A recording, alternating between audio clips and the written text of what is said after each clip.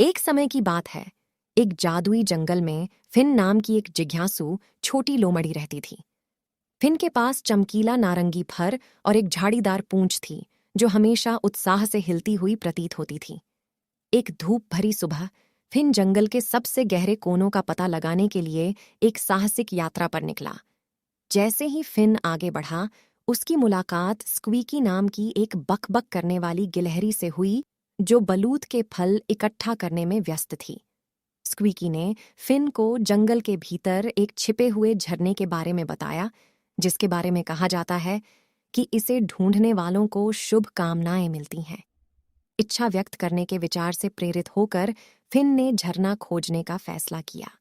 अपनी यात्रा के दौरान फिन को एक शाखा पर बैठे ओलिवर नाम के एक बुद्धिमान बूढ़े उल्लू का सामना करना पड़ा।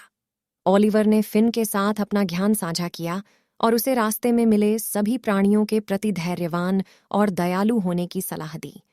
ओलिवर की सलाह के बाद फिन ने एक खोई हुई तितली को उसके परिवार के पास वापस जाने में मदद की और एक आरामदायक बिल बनाने में खरगोशों के एक परिवार की सहायता की। कई दिनों की खोज के बाद फिन अंततः जंगल के बीचों बीच पहुंच गया। वहां लताओं के पर्दे के पीछे उसने शानदार झरने की खोज की। जैसे ही उसने चमचमाते पानी को देखा, फिन ने अपनी आंखें बंद कर लीं और एक इच्छा व्यक्त की। वह चाहता था कि जंगल के सभी जानवरों को हमेशा पर्याप्त भोजन, एक सुरक्षित घर और खेलने के लिए ढेर सारे दोस्त मिलें। फिन को आश्चर्य हुआ। झरना चमकने लगा और एक धीमी आवाज हवा में गूंज उठी, जो उसकी निस्वार्थ इच्छा के लिए उसे धन्यवाद दे रही थी।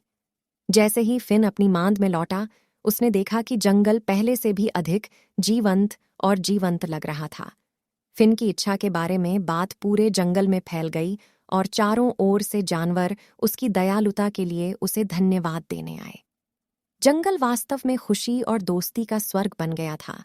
यह सब फिन के निस्वार्थ हृदय के कारण था और इसलिए फिन लोमड़ी और उसके दोस्त हमेशा खुशी से रहते थे, अपने कारनामों की कहानियां साझा करते थे और जंगल के जादू को संजोते थे जिसे बनाने में उन सभी ने मिलकर मदद की थी।